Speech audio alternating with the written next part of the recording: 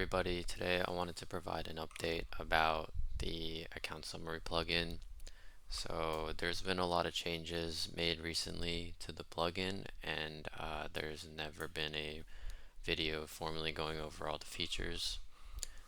So here it is. The account summary plugin, it looks like this.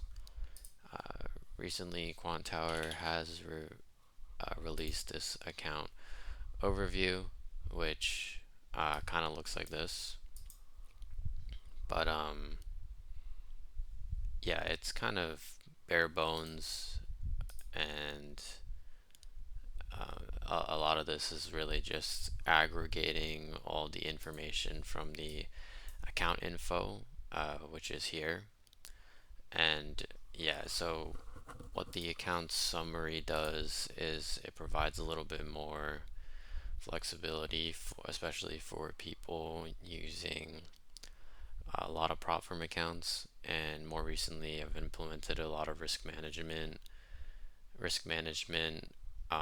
locally. So this is not something, to be very clear, it's not something that is gonna lock your Rhythmic account from wherever.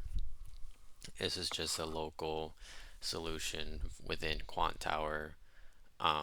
So if you really need that 100,000% lockdown, then this is not the product for you. But if you have reasonable self-restraint, then this is the perfect plugin to use. So I'm going to walk through the features here. So there is a summary table up here, which summarizes the accounts from the account table down here. So right now, these are my 5 Elite Trader funding accounts, and you can see the firm shows up here. The type of account shows up here as well. So these are performance accounts. And then the name, we have the equity, we have some other things, a trailing balance for if I have trailing risk parameters set, the open total P&L. There's also a closed P&L. So if you want to see the closed P&L, you have a drawdown as well as the lock status, and then the loss limit and profit targets. I'll go over how to set these in a little bit. For the main panel, there is a button up here for the summary. You can also include a firm filtering. So if you can see now I have a total for the specific firm. If I were connected to another connection at the same time for another firm, then it would pop up differently. And then I also have there's a refresh button up here, just in case sometimes like the account table will get populated like twice, so you might have some like duplicates. Also, if the licensing isn't validating, you can also refresh here. Going into the settings here, up here is important. Make sure that you have your license key that you can find on the Gumroad site. There's a full installation guide there. It's very clear about what to do for installation. It's very straightforward. It's also 100% automated, so as soon as you purchase through the site, you'll get a license key. You'll be able to download and input it right into the settings here, and you should be good to go. If I scroll down a little bit here, you'll see here it says sending license validation request, and if it gets a OK message, then the license will be approved.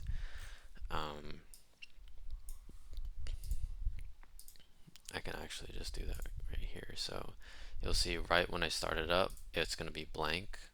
It's going to send the license validation request, and then a few seconds later it will be approved.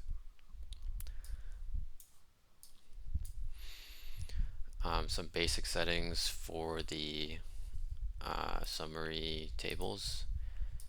We have privacy mode, which will blur the last few letters of the name. We have a use custom names toggle, which allows you to, if you input a custom name here, you can have it show up in the summary. And then there's a toggle for showing invisible accounts.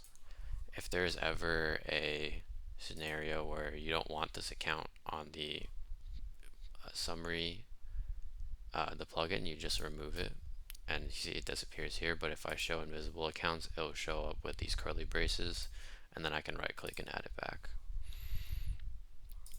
So these settings are also easily toggleable from the right click menu here. So if I do privacy mode like that, you can also change the column visibility like I did before. So if I don't want to see the firm or I don't want to see the name, you can easily toggle that. You can also switch the columns back and forth very easily as well. A very common question is how to get these colors for some of the columns. And if you go to the settings here, you can see each one of the columns has a setting. And for the columns that are numbers, so if I go to the closed P&L column, there's a coloring mode drop down, and you can either compare by the previous value or compare it by the sign. So the value up would be this, and I can change it to like orange, and you can see it's orange. I'm going to keep it like this for now. And so you can do that. And whenever you make any changes, just go here and set as default to like save them. And to access the settings for the summary table up here, you just right click up in this table and click settings. And the column settings are here as well.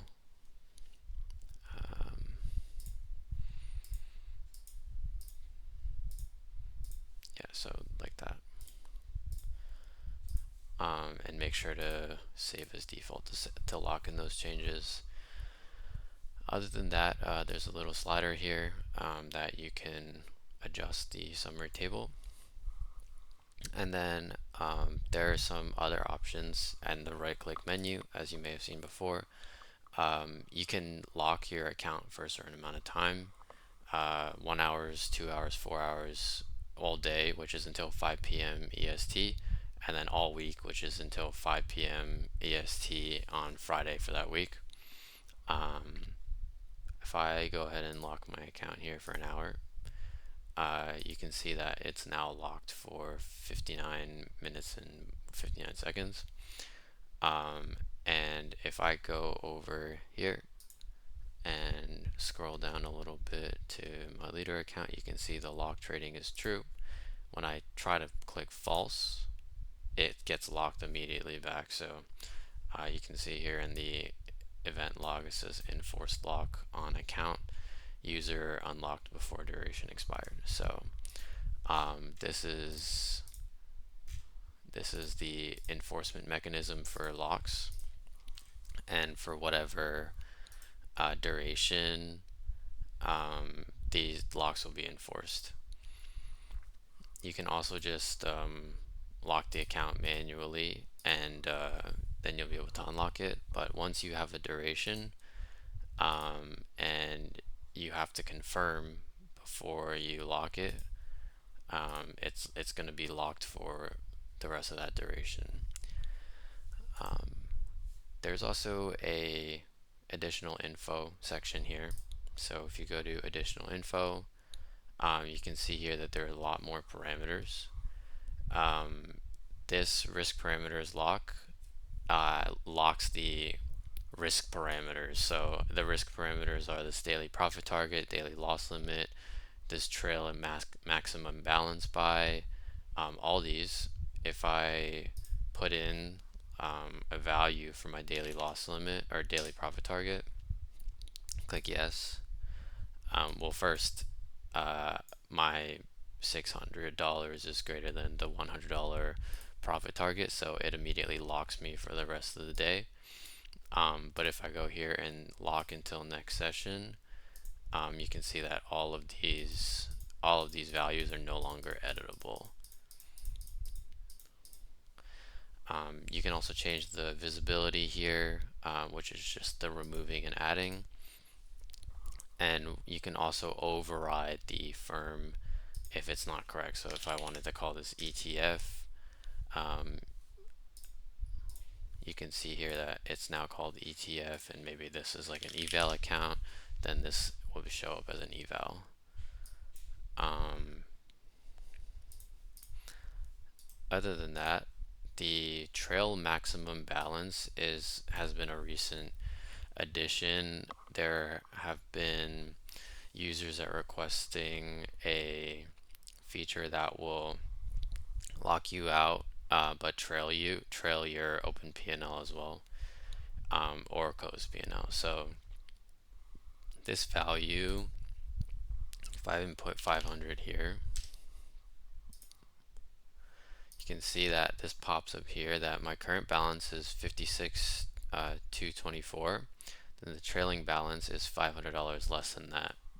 And if I have the trail mode include the open profit and loss, then as I go positive in P&L, it'll drag up the max balance and as well as the trailing balance. If it's only a closed P&L, then it will only calculate the trailing balance off of the closed P&L. So after my trade closes, it will recalculate the trailing balance for $500 less than that. And then the trailing liquidate mode, you can choose whether or not you track the unrealized P&L when you're looking at that maximum balance. So let's say I'm in a trade and my balance is going down, it's going down. If the trail liquidate mode was an unrealized mode, then as soon as my balance goes below this trailing balance number, I would get I would get flattened and locked out for the rest of the day. If I want it to be only realized, then after I close a trade underneath this balance, then it would lock me out and flatten my account. So those are just some options. And that is pretty much what I have for the most recent addition and most recent update for the account summary plugin. It's still a one-time fee, and I think it's been extremely well received. Everybody that uses it thinks that it's a godsend for Quantower, and I want to keep my price realistic. It's priced at $200 right now. I'm planning on adding some more features down the road. There have been some users that have gone back to me saying that they would like more options for risk management, namely in, you know, not actually being locked out for an entire day, some sort of loss, like closed trade timer or something like that. So I'm still thinking about it. But if you have any ideas or any questions, feel free to reach out to me. And thanks so much.